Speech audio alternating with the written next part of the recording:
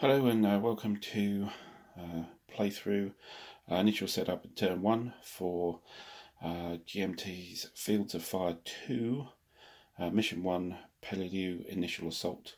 This is by Ben Hull. Thanks for joining, and let's go through this playthrough. The first thing I want to do is just go through the setup. Hopefully it won't be too long.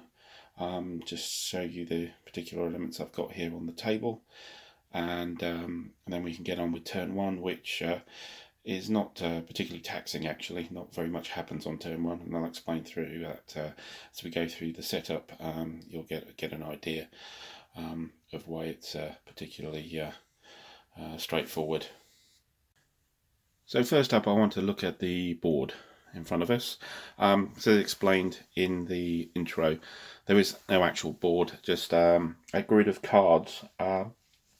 And in most of Fields of Fire 1, that's a random determination. However, in Fields of Fire 2, there tends to be an absolute setup of cards in the scenarios. So in this particular case, we have 4 rows of cards, all the same. So in our first row, we have the surf zone, essentially the reef and the lead up to the beach, the water essentially, but it's actually a piece of terrain that we have to travel through. Then we have the beach line here, all 4 cards are beach. Then we have the dunes, and finally we have Palm Grove up at the top of the picture here. The objectives are here and here, they're defined. 1 and 2, these counters, objective counters here, and we also have what's known as an attack position, which we always place, which is at our discretion, but usually adjacent to one or more of the objectives, and it's a particular marker in the planning, if you like, of the assault. Also, what we have on here are potential contact markers. I mentioned those in the intro. This is how we generate the forces. So we move on to a card. We then, during the combat phase, resolve these contact markers with card pulls and to see what appears. Usually, what appears will be on a different card, but will be firing onto the card that we moved onto, but not always. And so on all of these, we actually have potential contact A markers. Those are the worst kind. Although what's happened in this particular scenario, it's rather refined, whereas the A, B and C markers aren't a difficulty level. The difficulty level is actually by row. So depending on what row the potential contact is, defines what what actual units will appear, or what fire will appear. It uses the A, B and C as a frequency, so the likelihood of something turning up. So it uses the A, B and C as the number of cards you turn over. Now this is inherent usually in the potential contact markers, but in this scenario that's all they really mean. So an A is more likely than a B is more likely than a C. Now what I've done here is I've actually stacked a B and a C under the A's on the surf zone. Essentially, when you resolve an A, what you'll actually get is a B in its place for a further potential contact in that card. Normally, there's only 1 potential contact per card, but in this case, you have 3 in the surf zone. But they are rather stylized on the surf zone. They tend not to be, they won't be units, they will be effectively volumes of fire just coming in from somewhere. So that it just shows a continuation and a lessening off over time. You go from an A, then to a B, and then from a B to a C. The others are just the singles on the other cards. So the surf zone itself, there is actually no cover on the surf zone. Not surprisingly, it's C. There is some positive modifier in defence of incoming artillery fire, presumably hitting the water. There's not so much spread of shrapnel, etc. On the beach, minimal cover, so a +1, and there's 1 cover available. in which you draw 2 cards for. So not much there, but it's a lot better than the than the Surf Zone. Also note that these are open cards. There are no LOS restrictions into these cards. They're all white borders on each one. Then we get onto the Dunes, which has a green border top and bottom. So tracing in is an LOS blocked beyond the card, but not across the card. Interestingly, and these again are slightly better. They have a +1 defense, 2 cover with 3 cards pulled on them. Finally, in the Palm Grove, that's some decent terrain. I'm not sure that's there. Which we have a +2, 3 cover on 3 cards. There is an inherent trench by mission rules there already put on, usually for the enemy to use. And there is, however, a negative for artillery fire there, I think, because of airburst in the trees causing splinters, etc. It makes artillery more effective in that terrain. There are no hills, it's all level 0. You may notice there are a few extra markers here, just off the screen here as well. These are the boundary markers, so left boundary, right boundary. So this is the limit of where the troops will go, and the limit of advance is at the top here, and there are 2 phase lines, 1 and 2, which can be used in commands, effectively, usually pyrotechnics, to say from or to phase line. It's a definition which all the troops will understand from the start of the scenario. Reference points, effectively.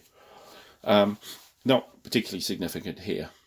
Now, beyond that, we have the action deck here already shuffled.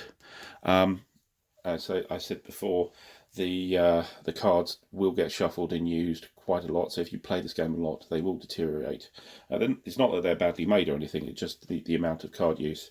I would advise sleeves. The other thing, actually, and I didn't do this in the intro, which is about the counters, is that the counters are very, very finely cut. So much to the extent as handling one of the counter sheets. As you're handling it, effectively they'll explode with counters. They'll just come off, and so be very aware of that. They won't stay there. Normally, I like, when I get new games, is I'll take the counters that I need out and clip them. Firstly, there's no need to clip these. As you can see, if I hold these up quite close and wait for the zoom to pick up. There we go. As you see, the edges are very, very well done and very well defined. However, that does mean that they're only very tenuously held onto the counter sheet, and they will spray everywhere, and that's happened a couple of times for me. So be warned on this, particularly on this game, which you don't use a lot of the counters during a particular mission. So you don't really have much of luxury of leaving them on the counter sheet, which is probably a useful thing in this game, but you can't do this. The first Field of Fire 1 didn't have this. Just a warning that in general, which I missed out on the intro. Sorry. So we have the deck here. Then we have my mission log sheet here, written out with the attachments, pyrotechnic signals, and the various units and their experience, and the naval gunfire support written here. So that's all set out here. We have this display up here already. So if I zoom into that for the moment, as before, the CO, the XO, First Sergeant, Gunnery Sergeant are the 3 command and command staff HQs. Then we have the 1st, 2nd and 3rd platoon, the machine gun platoon, and the mortar section. So each of these are HQs, and we have actually the units or the bits and pieces that are assigned to those HQs rather than stacking them on the board. We keep them here. One thing to note here is these particular counters here, which are skills. These are one-use bonuses that you can use. For example, this one here is good training. Bring that in. Hopefully that'll zoom in.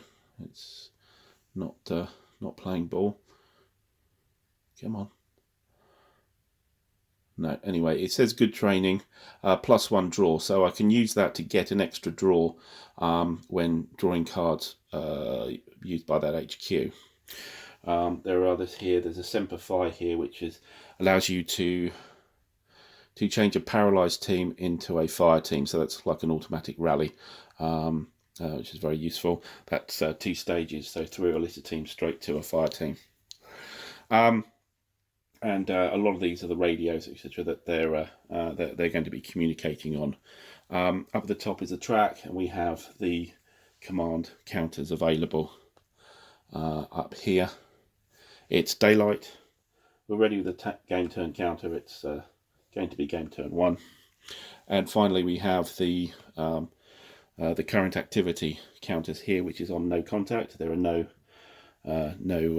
enemies on the board at the moment, no volume of fire markers, so that contact is at the lowest level, no contact. Gives us a bonus on command draws, but of course makes it much more likely that an enemy is going to turn up if we end up on a potential contact at the end of the turn, which is absolutely likely because they're on all the cards. So that's that display there. I have some cards here, the various playing aids here. Also, I have some of those in cards, which will be useful for this playthrough. So I can use, say, that card there, which is very good for denoting the icons that we look on in the action deck when we're drawing for particular results. And a few others, so they're easier to move to the camera than these big buggers here. So that'll be useful. Finally, just look at the setup of the American company. So yeah, that's all the way down here. So right, the way this is going to work in this scenario, again, special rules for the scenario, is that there are 4 LVT transport, amphibious transport units, these guys here, which are programmed to enter the board, 1 on each card every turn for 4 consecutive turns. That's 16 of these transports. Each transport has 7 transport capacity. And pretty much again, trying to get the can we get a little bit of focus here? It's not playing with us today. No, well, just next to the title there is a 7 in brackets. Sorry about the lack of focus here. Not sure why it's not playing ball. Might be the light level. So for our first turn, these are the 4 LVTs that are going to come in, and this is what is going to be stacked with them. So we have a 4-step platoon, normal size for the Marine platoons here. Let's see if I get it quite close. It'll zoom. We're not going to play today, are we? So they're 4 steps with an S for small arms and an L for long range here. So long range is 2 cards away, and they each have a smoke counter. With the structure of the platoons, the first squad in each platoon is a veteran platoon. The second platoon is the line quality, and the third is a green. And what I've decided, I was going to send in the second platoon of each, second squad of each platoon on the first wave, because they're going to take the brunt of the casualties, but also be able to do the thing, if they get through, be able to actually activate and do things properly themselves. So it's not a good idea to do the greens, even though they're the ones, if you like, the cannon fodder. the problem is if they actually get through to the beach and the dunes, they won't be able to do very much because of their -1 card draws for just about everything. So they're not a good idea. The veterans, they'll be better at doing it, but I don't want to put them into the worst situation. So unfortunately, the line guys get it, which is the second platoon in each of the second squads in each platoon. We'll stop getting that wrong in a second. So that's that. We've got 4 spots, but only three squads, 3 platoons to come in. So we actually have the machine gun platoon here. We have 2 machine gun teams, one with a smoke counter again coming in onto the board. So how it works is first platoon's going to come in along this row, second platoon this row, MG platoon this row, and then third platoon that row. Now what I've done over here is if I just move the camera a bit and maybe do some zooming in, yeah. So what I've got here is the subsequent waves. So this is the second wave here, the LVTs here, and then their contents.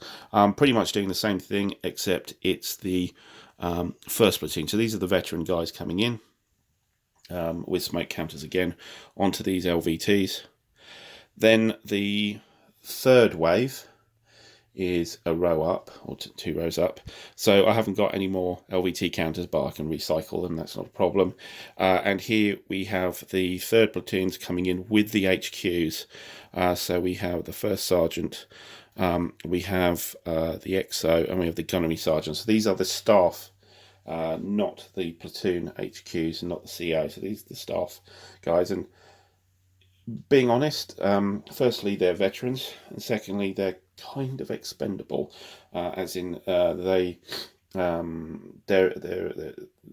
if you lose a platoon HQ, you have to reconstitute it. If you have an CO HQ, you have to reconstitute it to get that capability into your company again. These guys are kind of extras, if you like. So I think putting those in is the best thing to do. And so we have those platoons in there. On the machine platoon side, we're adding in an assault platoon bazooka team here as well. And then finally we have the 4th up here, which is where we get the main HQs, 1st, 2nd and 3rd platoon, the HQ, the MG platoon HQ and the CO coming on this line. These 4 lines correspond to the cards, and there are various units in here. So we have the forward air controller, we have some flamethrower teams, demolition teams, etc.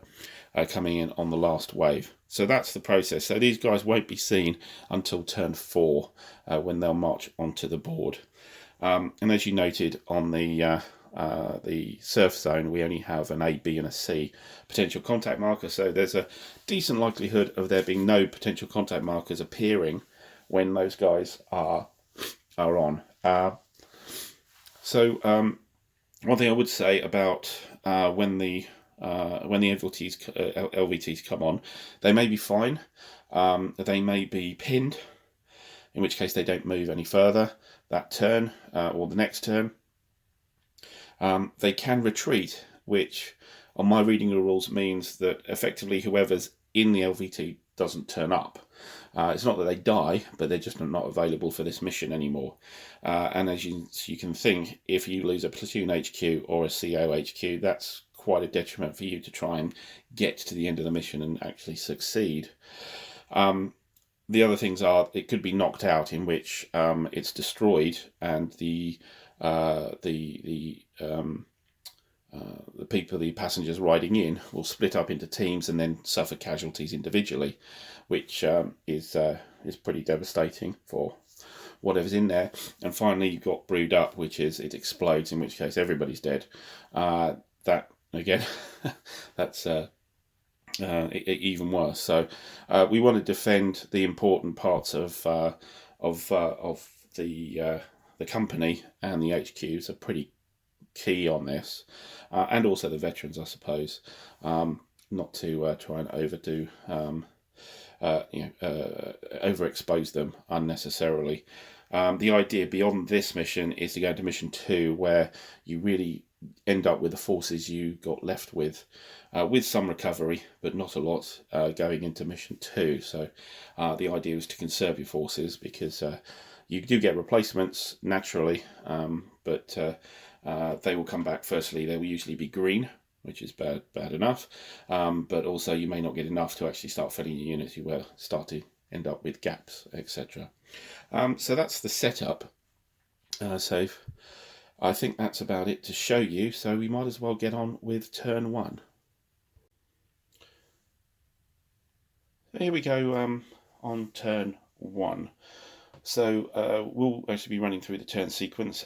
You may be surprised to learn that we ignore almost all of it on the first turn, but that's fine. We can talk through it, and brief as it is, it hopefully will be quite informative. And the second turn, sort of skin and hair will start flying. So the first thing we look at is a friendly higher HQ event phase. So this is to see if battalion ring up and want you to do something, or you get bonuses or things like that happening. Now that never happens on turn 1, because you've already been given your orders, so the HQ is going to let you be to get on with things. So we ignore that phase. There is no defensive missions enemy activity phase, because this is an offensive mission. We're the guys who are attacking. So the first thing we do is the friendly command phase. So in that, this is where we activate HQs and check how many commands they get. So again, from what I understand, the HQs exist. They are floating around at the moment, so they can accumulate points. So we can go through a set of draws that will give us the number of command points. So the first one will be the CO HQ. So if I zoom out, let's redirect. We have our card draw here, and if we see here, we have a 2 as the helmeted number in the top left hand, so that is 2 commands. Now we get bonuses. There's 2 bonuses here. So what our current activity state up here is no contact, and also the CO HQ is a veteran. Each of those gives you a +1, so we actually have 4 commands to work with. So up on our display up here, we then move the CO HQ up to the 4. Now what we can do with those is that we could activate sub HQs, or order things for the HQ to do itself. That the HQs aren't going to do anything practical now because they're floating around, but they can accumulate the points. So what we can do is we could activate the 1st, 2nd and 3rd platoons and start to give them commands, and they can store those as well. Depending on the level of quality of the HQs, how much they can save. So with a green HQ, the maximum you can save is 3 during daylight. For the line, it's 6, and for veterans, it's 9. So we will give 3 commands out, bringing us down to 1, and completing the HQ activation by activating the 1st, 2nd and 3rd platoons, which is what we are interested in at the moment. Here we are with the 1st, 2nd and 3rd platoon up at the top here. This is slightly long range, so I'm going to zoom in if I can. The camera stays steady, so you can see this happening. Let me just adjust the camera maybe to give us a bit more.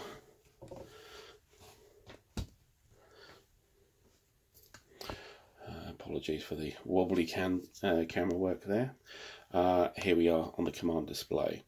So if I fix that in, let's look first at 1st platoon. So we draw a card as part of the activation segment.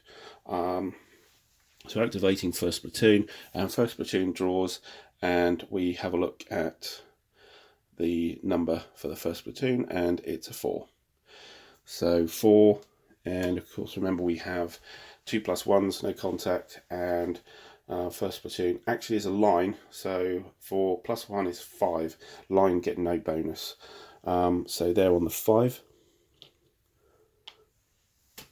Second platoon, we're just going to save these. So second platoon, we get another 4, which is great, which turns into a 3 because of green, and then plus 1 of course for no contact, so they have 4. Because they're green, they can only save 3, so we'll stick them on the 3. And then for the third platoon, which is also green,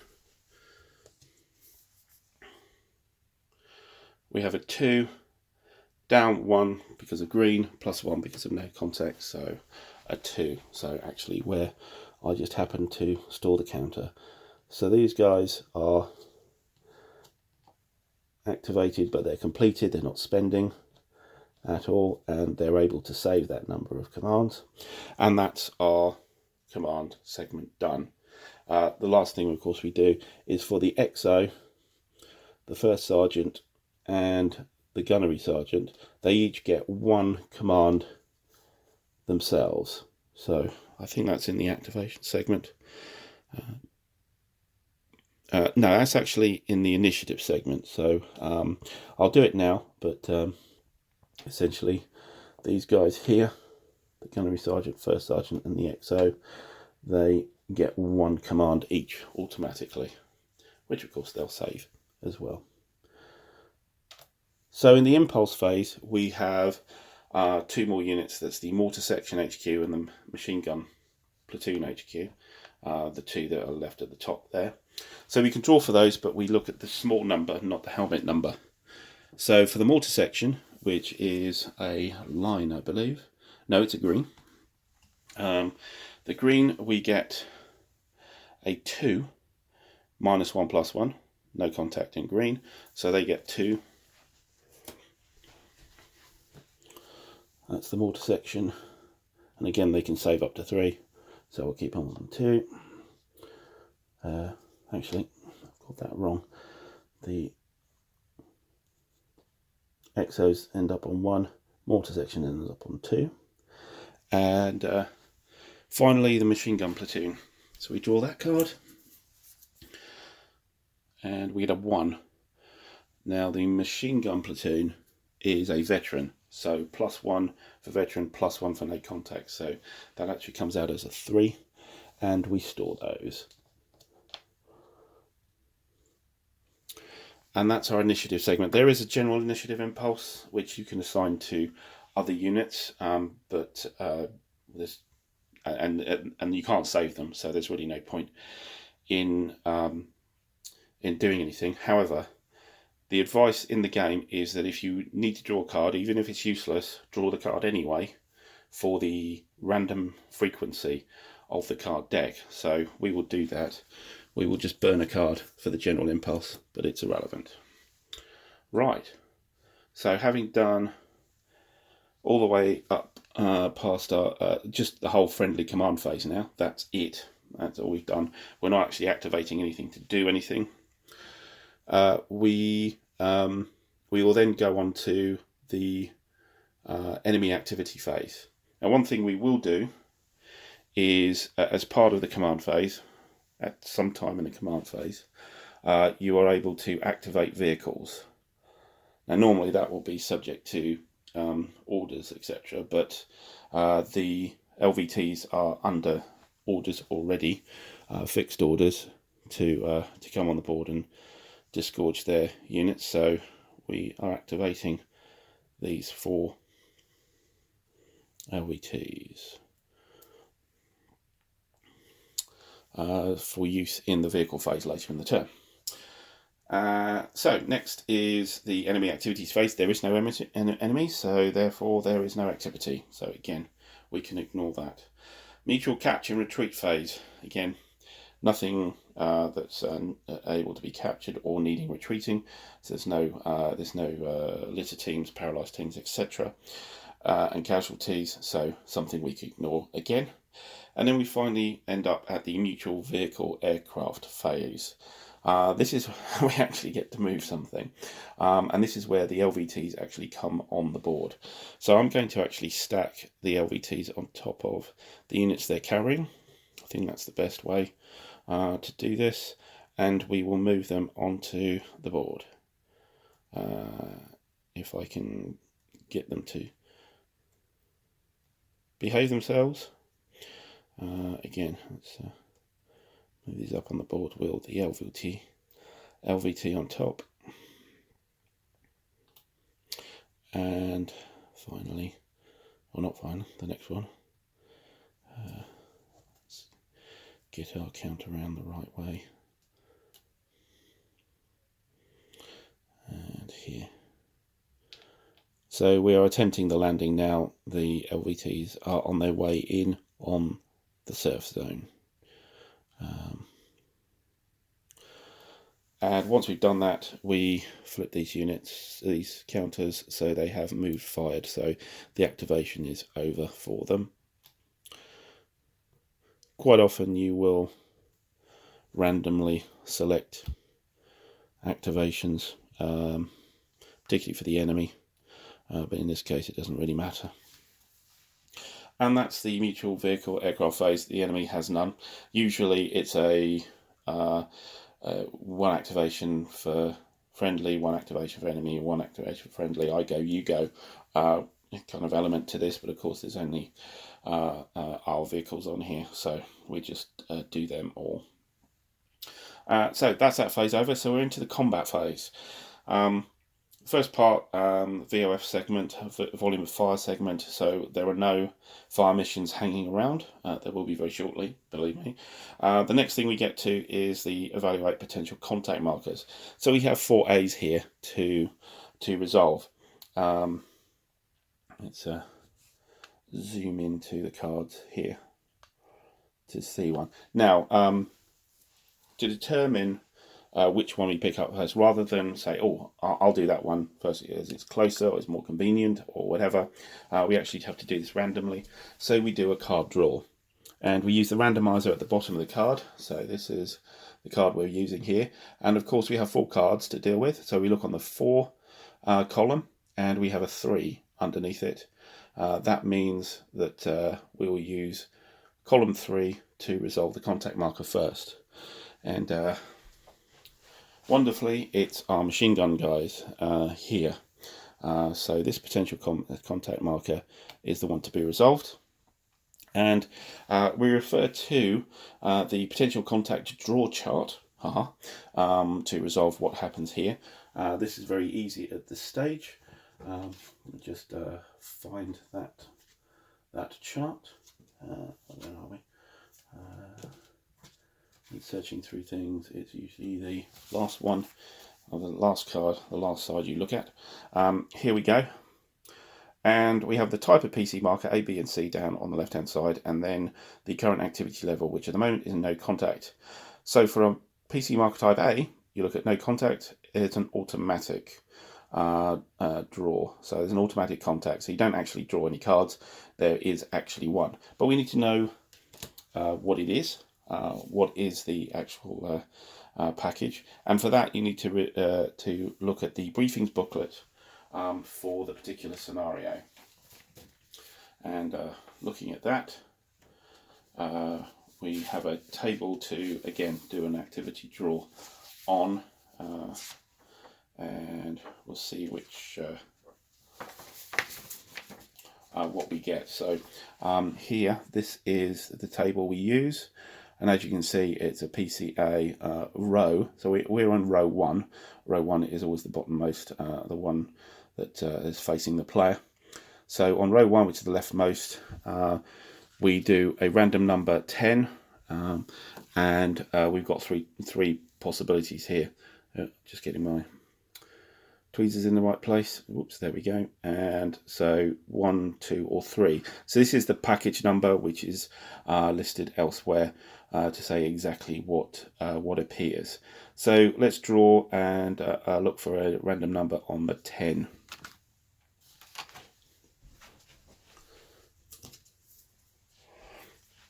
And interestingly enough, this is usually appears where just when there is some important draws to happen, you get the reshuffle action deck card. What this means is you immediately stop what you're doing, reshuffle the deck, include this card in it, and then draw to resolve whatever you were resolving. So we'll just do that. Right, so we've reshuffled, so we draw it again, and we're looking for the random number 10. So let's bring that here, and we look on the 10 chart here, and we get a 7. So let's look at the 7 on that table. 7 on that table produces, here is package number 2. So let's look up package number 2. It's a little bureaucratic this is, but bear with us. Package number 2 is pre-plotted artillery fire, which is an incoming volume of fire, which is -4 against personnel. It's not spotted, it's placed on the card, and there is a single fire mission. So this is not quite random fire, if you like, but pre-plotted fire that's just coming down on top of the ocean at that point. So we place an incoming fire marker. So just looking at that marker, let me lift it up here. So it's a -4. The -4 isn't existing on the incoming marker. You just have to take that from the volume of fire when you got it. There is a various number for incoming, but there is, however, if I can zoom in again, come on, there we go. We have a -1 in a circle, so that's the anti-tank value, which is actually what we need here for this incoming. So it has a -1 anti-tank value. Minuses are worse for us, positives are better for us, of course, in volumes of fire. So that is now placed, and that potential contact marker is now removed because it's been resolved. So the upshot is we're going to get some artillery fire this turn, and then that counter is then going to get removed in the combat phase of next turn. So we still have 3 more to resolve. Now, as we have a volume of fire marker, our contact markers here, which I think I will move down to a more visible place, possibly here, that will now move from no contact to contact. We just organise these counters, stack that there. So we now have contact. So this changes the card draw for all the other cards, and so you see why the randomising actually does affect things. So there's more likely to something to happen in the same turn, and it's randomly determined for that occurrence to happen, and then it reduces, possibly reduces the occurrence of the other contacts. But now we have contact, and we have 3 more cards to resolve. So again, randomizer, we look on the bottom card of the card, randomizer now under the 3, which mentions 2, and I don't think I possibly said at the beginning, but I'm just running left to right. This is traditional. 1, 2, 3, 4. We had 3, now we have 1, 2, 3, and this is number 2. So we resolve this contact marker again. So if we look on the table here, PC marker A, contact is a 7. So we draw 7 cards. It's no longer automatic. So we draw the 7 cards. I will just I will get them for purposes of suspense and be able to have a look at what they are. So what we're looking for is at the top of the card, we're looking for the word contact. So first card, we have no word. It'll be on the top of that box on the right, nothing there. That says cover, but not contact, that's fine. Turn, that says rally, not contact, which is fine. Turn again, it's a blank. Another blank, we have 2 cards left. We have another rally, so it's all on this last card. Do we get a contact? And another rally, we do not get a contact. So that potential contact marker is actually just removed without anything else happening.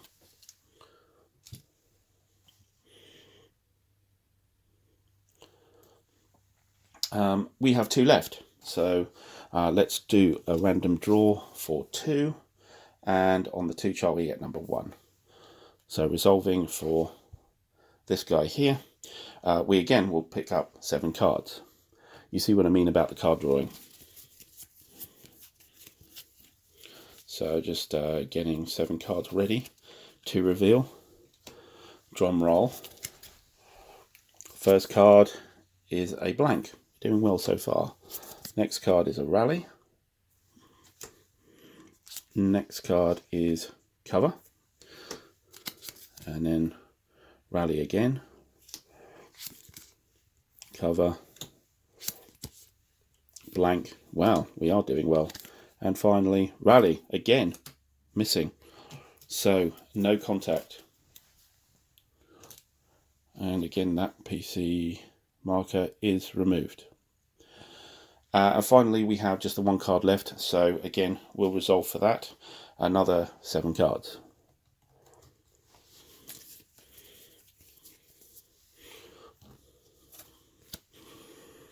And we're ready to go.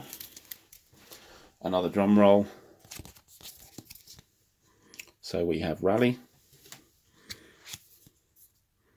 Cover. Good heavens. There are quite a few contact cards in this. Rally. Rally. We're going through a hell of a lot of rally cards, which is slightly worrying. We may need them. Another rally. Cover again. We're down to the last card, and this is quite something to not get a contact. Blank. We have no contacts at all. That's quite something.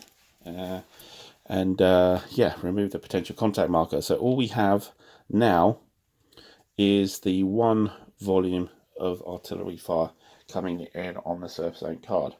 So kind of the Japanese have kind of missed the boat and ended up, well, not quite missed the boat, but missed the surf zones and probably ended up plastering adjacent beaches on the left or the right. Fine, so now we have resolved our potential contact markers. Now we've resolved the potential B contact markers. They're available for next turn. We look for combat effects. Now normally you would then have that volume of fire testing against the occupants of the card, but that's only for non-vehicles. Vehicles themselves, the resolution is done in the mutual vehicle aircraft phase, which we did before we resolved the potential contact marker. So nothing actually happens this turn in that spot because the vehicles are there, but they will be tested next turn. They'll attempt to be moving up to the beach, and at the point of moving out of the card, there will be the incoming will attack the LVT there. And finally, that's it, except for the cleanup phase, and the cleanup phase is to remove these activation markers off the LVTs. And as far as first turns go, that's pretty good. We only have 1 volume of fire marker, expecting, likely 3 out of the 4, but we only got 1. So that's turn 1, and we then move the turn marker up to turn 2, and we will then go again with turn 2, which I'll do on the next video. I hope you've enjoyed that. Not an amazingly dynamic turn, as you can see, but a lot of card draws done. As you can see, we're almost halfway through the deck, even though we reshuffled once. And there's a lot of this, just like a lot of dial rolling in a lot of games. There's a lot of card drawing in this game as well. So yeah. Anyway, thanks for watching, and hope you'll rejoin me for turn 2 of Fields of Fire 2, Mission 1, Peleliu Initial Assault. Thanks for watching.